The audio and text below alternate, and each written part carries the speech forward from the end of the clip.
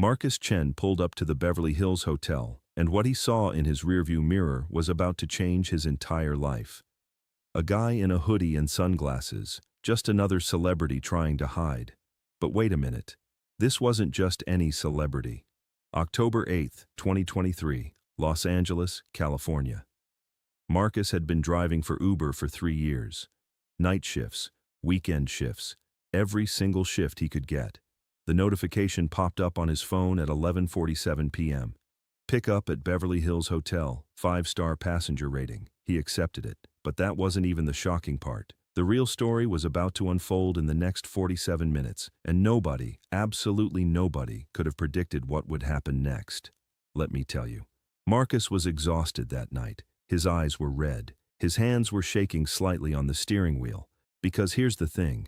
3 weeks earlier, his 6-year-old daughter Lily had been diagnosed with leukemia, acute lymphoblastic leukemia. The aggressive kind. The medical bills had already hit $87,000. Insurance covered some of it, but not enough, not nearly enough. Marcus and his wife Jennifer had been working double shifts. Marcus drove Uber 16 hours a day. Jennifer worked 2 jobs as a nurse, and still, they were drowning. That night, when the passenger got in the back seat, Marcus barely looked at him. Just another ride. Just another $20 fare. The guy said, LAX Airport, Terminal 2. That meant about 45 minutes in traffic. Marcus started driving. For the first 10 minutes, silence. The passenger was on his phone. Marcus was thinking about Lily, about the chemotherapy appointment tomorrow morning, about the $12,000 bill that had arrived yesterday. Then, something happened. Marcus's phone rang, hands-free, his wife Jennifer. Her voice came through the car speakers, loud and clear. She was crying. Marcus apologized to the passenger and answered. Jennifer was sobbing. The hospital had called. They needed $15,000 up front for the next round of treatment, or they would have to postpone it. Postpone meant the cancer could spread. Postpone meant Lily could die. Marcus told Jennifer he would figure it out. He hung up. His hands were gripping the steering wheel so hard his knuckles turned white, and that's when the passenger spoke for the first time. The guy asked if everything was okay. Marcus said yes, just family stuff, but his voice cracked because it wasn't okay.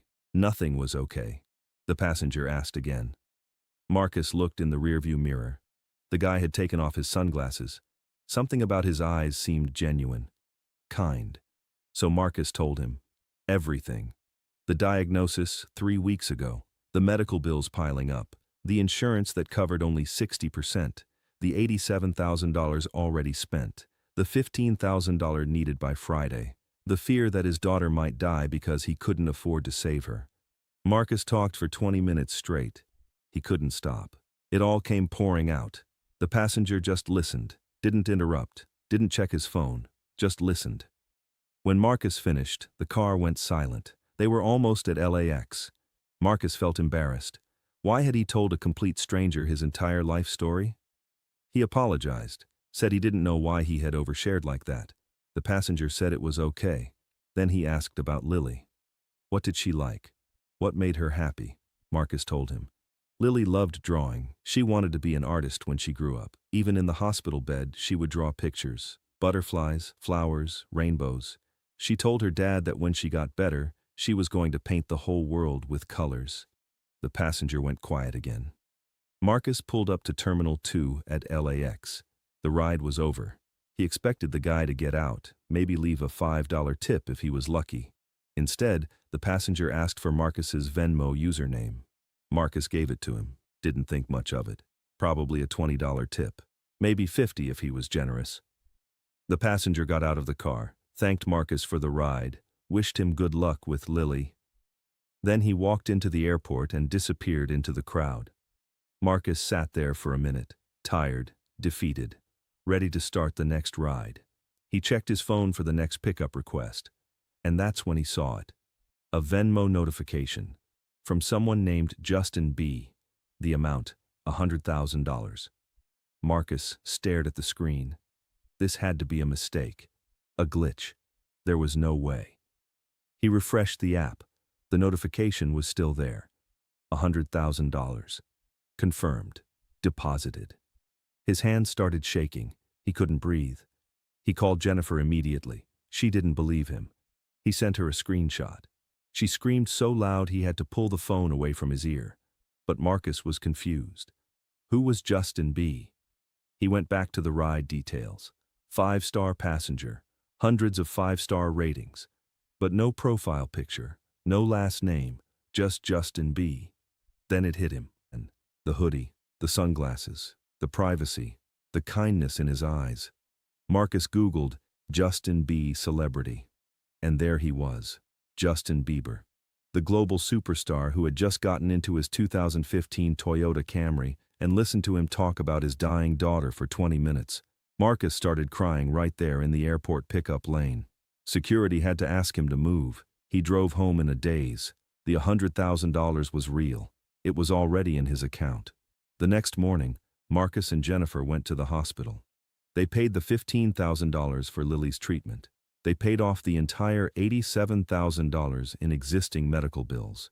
They still had money left over. Enough for the next 6 months of treatment. Maybe more. Lily started her chemotherapy that day. Marcus sat next to her hospital bed and cried. Not from sadness this time, from hope. But here's where the story gets even more incredible. Marcus wanted to thank Justin.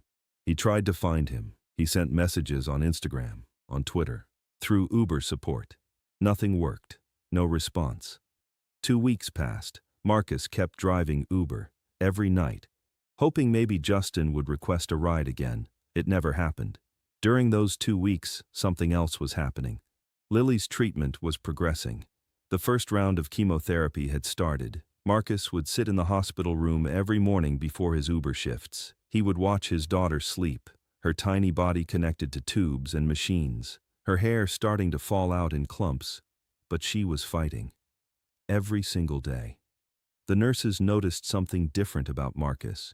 He wasn't defeated anymore. He wasn't crying in the hallways like before. There was hope in his eyes. Because the $100,000 meant they could afford every treatment, every medication, every test the doctors recommended. No more choosing between rent and chemo. No more begging for payment plans. No more sleepless nights calculating which bills to pay first. One nurse asked Marcus what had changed. He told her about the Uber ride, about the stranger who listened, about the $100,000 that appeared in his Venmo. The nurse didn't believe him at first. Nobody would believe it. But it was real. Every dollar of it. Then one day, Marcus got a notification. Justin Bieber had tagged him in an Instagram story. Marcus didn't even have Instagram, but Jennifer showed him. Justin had posted a simple message.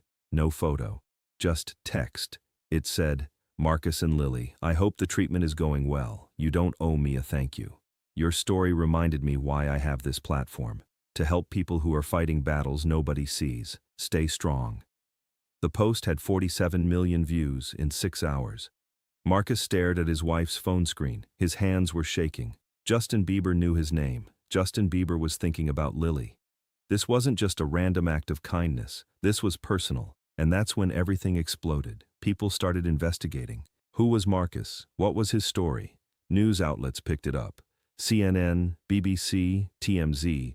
Everyone wanted to interview the Uber driver who got $100,000 from Justin Bieber, but Marcus said no to all of them. He didn't want fame. He just wanted his daughter to live. However, something unexpected happened. Other Uber drivers started coming forward. One driver in Miami said Justin had tipped him $25,000 after hearing about his mother's cancer. Another driver in New York said Justin had paid off his student loans, $43,000. Just like that.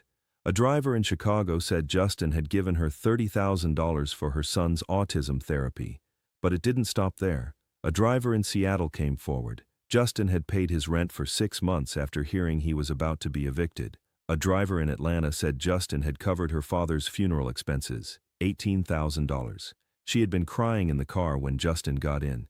He had asked what was wrong. She told him. And 2 hours later, the money was in her account. A driver in Boston said Justin had bought him a new wheelchair for his disabled son. The insurance wouldn't cover it.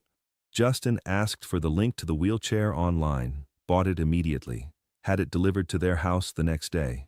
The stories kept coming. A driver in Denver, a driver in Phoenix, a driver in Nashville, each one with the same pattern. Justin would get in the car, something would happen.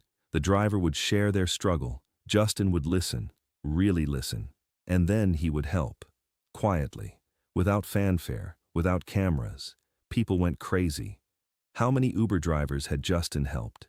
The answer came from an investigative journalist who tracked Uber receipts and Venmo transfers. 17 drivers, over 3 years. Total amount, $890,000. All anonymous, all quiet, all just listening to strangers talk about their problems and then solving them without asking for credit. The story went viral. 200 million views across all platforms. Celebrities started sharing it. Ellen DeGeneres called it the most beautiful thing she'd ever heard. Oprah tweeted about it. The Rock shared it with a crying emoji. But Justin stayed quiet. No interviews, no press releases. Just one more Instagram story 3 days later. It showed a little girl's drawing, butterflies and rainbows. The caption said, "Lily sent me this. She's getting better. That's all that matters." Marcus broke down when he saw it. Because it was true. Lily was getting better. The chemotherapy was working. Her white blood cell count was improving. The doctors were calling it a miracle. But Marcus knew it wasn't a miracle. It was Justin. The $100,000 had saved Lily's life. The treatment had started on time. The cancer hadn't spread. His daughter was going to survive. The doctors had explained it clearly. If they had postponed treatment by even 1 week, the leukemia would have progressed to stage 4. Stage 4 meant a 5% survival rate. Stage 4 meant preparing for the worst, but they hadn't postponed because of Justin. Because of that 47-minute ride to LAX, because one stranger had cared enough to listen. Lily's recovery happened in stages. First, her appetite came back, then her energy. Her hair started growing again, slowly, thin at first, but growing. She started drawing again. Her favorite thing, butterflies and rainbows, always butterflies and rainbows. Marcus would watch her draw and cry. Happy tears this time, because his daughter was alive. His daughter was laughing again. His daughter had a future. 6 months later, Lily was in remission. Complete remission. The doctors couldn't believe it. Her recovery had been faster than anyone expected. Marcus wanted to do something to say thank you. But how do you thank someone who saved your child's life? He decided to pay it forward. Marcus started a nonprofit called Lily's Ride. Every month he would pick one struggling family and pay their bills. Rent, medical, whatever they needed. He used the leftover money from Justin's gift, and he drove Uber every night, donating every single dollar he made. In the first year, Lily's Ride helped 43 families, over $200,000 distributed, all because of what Justin had started. The foundation grew. Donations came in. Other Uber drivers volunteered. Lawyers offered free legal help. Accountants did the books for free. It became a movement. And in October 2024, exactly 1 year after that ride to LAX, Marcus got a phone call. Unknown number. It was Justin. Justin told Marcus he had been following Lily's Ride. He was proud. He wanted to help more. So he donated another $500,000 to the foundation. No publicity, no press release, just a wire transfer and a simple message. Keep going. Marcus asked Justin why he did it, why he helped so many people in secret, why he never wanted credit. Justin told him about his own childhood, growing up poor, his mom working 3 jobs, random strangers helping them with rent and food, people who never wanted recognition, people who just helped because they could. Justin said those strangers had taught him something important. Real kindness doesn't need an audience, it just needs action. Today, in 2024, Lily is 8 years old. Cancer-free, healthy, happy. She still draws every day. Her dream is still to paint the world with colors. And Marcus still drives Uber, not because he needs to, but because you never know who might get in your car. You never know whose story might need to be heard. Lily's Ride has now helped over 300 families. The foundation has raised $2 million. Medical bills, rent, food, education, whatever people need. On the foundation's website, there's a quote on the homepage. It's from Marcus. This started with a 47-minute ride to the airport. One stranger listened. One stranger cared. And that changed everything. Justin Bieber never did an interview about it, never posted about it again, never asked for recognition. But Marcus knows. Lily knows. And now you know. Sometimes the most important rides aren't the ones that take you somewhere. They're the ones that save your life. If this incredible story moved you, please don't forget to subscribe and hit that like button. Share this video with someone who needs to remember that kindness still exists. Have you ever had a stranger change your life? Tell us in the comments. And turn on notifications because more amazing true stories are coming.